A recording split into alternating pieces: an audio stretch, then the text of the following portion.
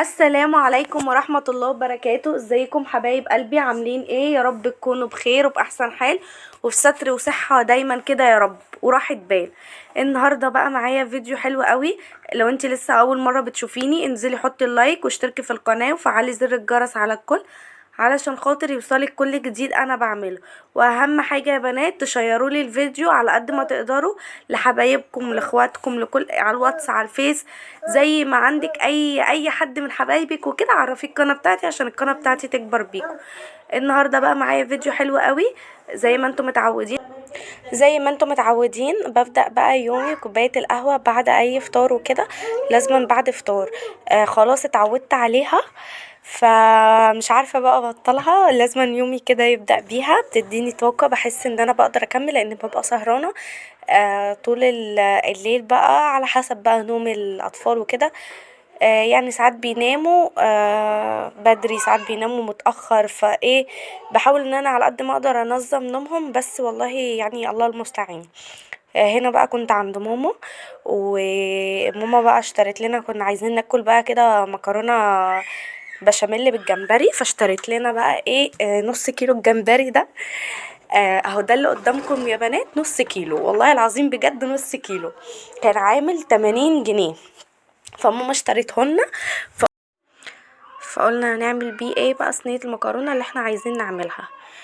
كان حجمه حلو وكان هو الجمبري جمبري جامبو كده. فقلت ايه بقى نعمل بقى صينية مكرونة كده حلوة. واحنا اصلا كنا مش ما يعني تحس ان احنا مش عايزين ناكل. آه يعني مش عايزين، ملناش نفس للاكل، هي بس طالبة معانا ان احنا ناكل مكرونة بالجمبري.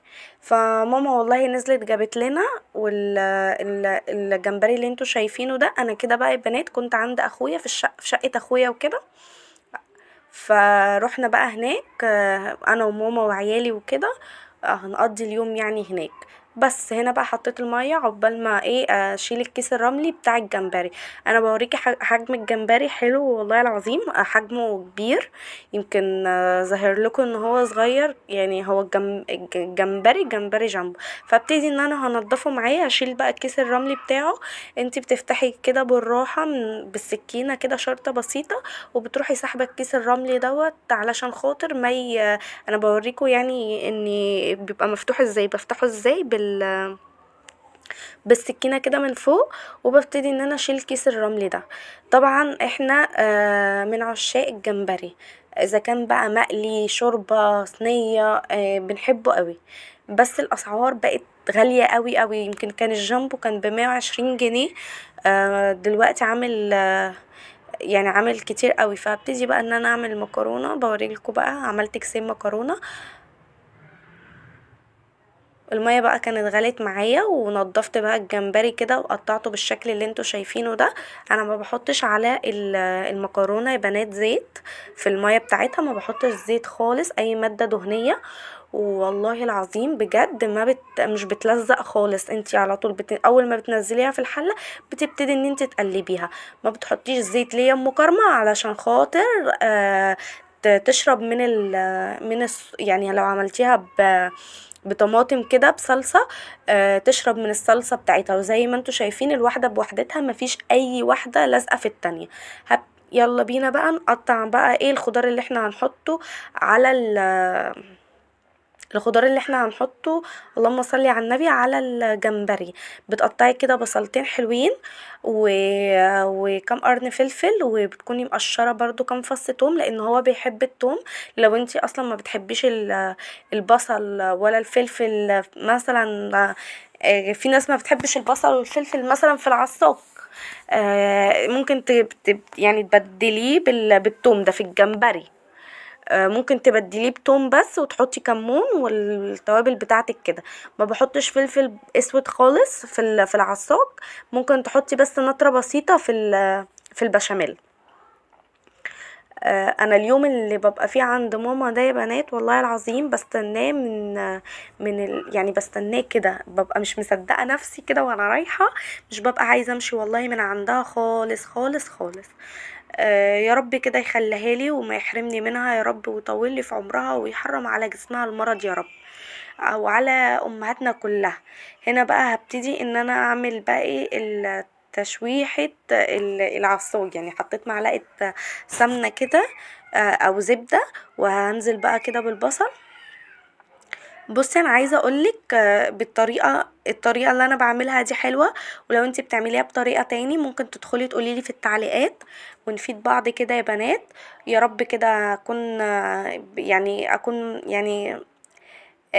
يعني بفيدكم لو حاجة بسيطة.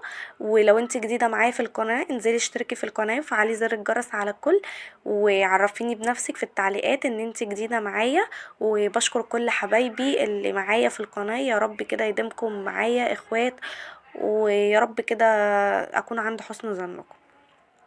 عايزه اقولك بقى قشر الجمبري، احنا بعد ما قشرناه، احنا الجمبري ده مش جايبينه مخلي، احنا جايبينه بقشره. بعد ما قشرناه بصي هتاخدي بقى القشر بتاعه، هتكوني غسلاه غسله حلوه كده، وهتحطي بقى كده ايه على النار بصلايه مع جزرايه، وتنزلي بقى بمعلقه سمنه كده حلوه او معلقه زبده، وتمسكي بقى القشر بتاع الجمبري تقلبيه كده حلو قوي مع بعض لحد ما تحسي ان هو هيدي طبعا اللون الاورنج ده. هتروحي نازله عليه بالميه السخنه، وتسيبي الكلام ده بقى ايه كله كده. تحطي بقى ايه الملح بتاعك والتوابل بتاعتك في الشوربه، وتسيبيه يغلي كده كده كده كام غلوه مع بعض، علشان هقولك هنعمل بيه ايه. شوربه الجمبري اكيد في ناس بتحبها تشربها كده، ويعني جنب اي اكله وكده. احنا بقى يعني هنعمل بيها كده تركايه حلوه قوي في المكرونه بتاعتنا. عايزه اقولك ان والله العظيم كان طعم العصاج بتاع الجمبري ده حلو قوي قوي قوي قوي. كان في مشروم، كان اخويا جايب لنا مشروم وكده، وكنا عايزين نحطه، بس ماما ما بتحبهوش، مع انه هو مفيد قوي لمرضى السكر. المشروم مفيد قوي والله لمرضى السكر وكده، بس ماما مش حباه. انا بحب قوي المشروم، بس مش بحب المشروم الطازه، انا بحب المشروم اللي هو المعلب وكده. الطازه ده مده صلاحيته 7 ايام، بس مش حاساه خالص، معرفش، مش بستطعمه. هبتدي بقى ان انا اقلب بالراحه خالص، وتهدي النار كده وانتي بتعملي العصاج ده. على فكره الاكل لما كل ما النار بتاعته بتبقى هاديه، كل ما بيستوي معاكي وبيبقى طعمه حلو قوي. عايزاكم بقى يعني تستنوا بقى الفيديوهات الجايه، فيديوهات تفريز رمضان ان شاء الله ان شاء الله. البشاميل هنا بقى للبنات اللي هي لسه بتتعلم، لو انت هتعملي الصينيه اللي معايا دي وعايزه البشاميل بتاعك يبقى حلو ومظبوط، انا بحط 7 معالق دقيق. اكيد ما بحطش 7 معالق سمنه او زبده. ما بحطش 7 معالق سمنه او زبده، بحط كده مع يعني كام معلقه حلوه محترمه كده، لحد ما بحس ان الخليط بتاعي ابتدى يتجانس. يبقى زي ما انتوا هتشوفوا. انا كده انا كنت فاكره ان انا فاتحه النار وكده، ما كانتش مفتوحه. فببص كده في الاخر لقيت ان انا قافله النار، فكانت السمنه ساحت مع الدقيق وكده. وهتشوفيه بقى كده، هتبتدي ان السمنه يعني كده هيبقى محتاج مثلا ايه معلقه سمنه تاني، بس مش معلقه مليانه. مش على فكره انا مش هتحطي مثلا، انا مش هحط 7 معالق مثلا مش هحط 4 معالق بشاميل، 4 معالق دقيق احط قصادهم 4 معالق سمنه. ده لسه للمبتدئين، انا مش هخلص علبه السمنه اكيد يعني على البشاميل. انتي مثلا معلقه يعني انتي برضو هتعرفي، كل ست بيت عارفه اللي انا بقوله ده. مش هنخلص علبة السمنة يعني على البشاميل. ال7 معالق دقيق، المعلقة اللي هي العادية اللي احنا بناكل بيها دي، وبتحطي بقى السمنة على يعني على قد ما الدقيق بيدوب مع السمنة. وهنزل بقى باللبن، تنزلي باللبن ساقع. لو انت جايبه لبن سايب ما تغلوش على النار، ولا يعني لو هتغليه تسيبيه يبرد بره. او ممكن لو انت عارفه نفسك ان انت مثلا هتعملي مكرونه بشاميل، ممكن تغليه وتحطيه يبرد كده وتحطيه في التلاجة، هيعمل معاكي طبقه قشطه حلوه قوي. بس هبتدي ده القالب بتاعي. البشاميل بتاعه كان حلو قوي، جوسي كانها مكرونه وايت صوص، وكانت طعمها حلو قوي قوي قوي قوي. هبتدي ان انا احط بقى كده في ايه، في القالب، وهنزل بالمكرونه. شايفين المكرونه الواحده بوحدتها، مفيش اصلا، مش متعجنه خالص خالص خالص. بقى عايزه اقول لحبايبي اللي هم لسه متجوزين، لو انتي لسه متجوزه جديد او انتي لسه بنوته، الطريقه دي حلوه قوي قوي.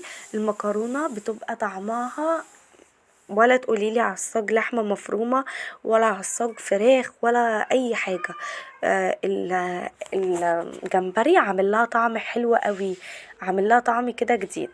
انا عايزه اقولك ان انا بقى التركية اللي انا قلتلك هعمل بيها الشوربة، انا كنت هنسى والله يا بنات، عشان هي ما جاتش معاكم في الفيديو، انا كنت مصوراها بس مش عارفة الفيديو بتاعها راح فين.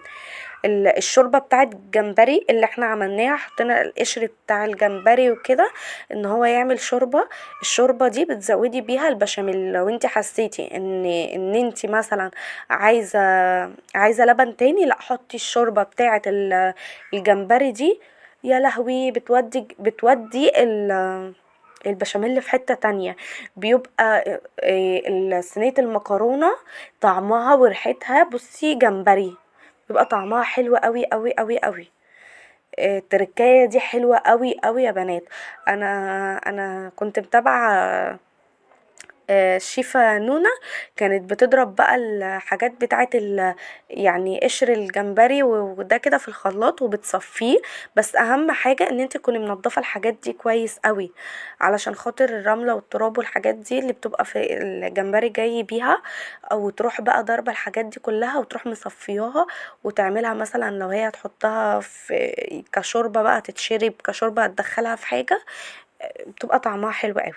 وزي ما انت شايفة البشاميل بتاعي كان طعمه وريحته تجنن.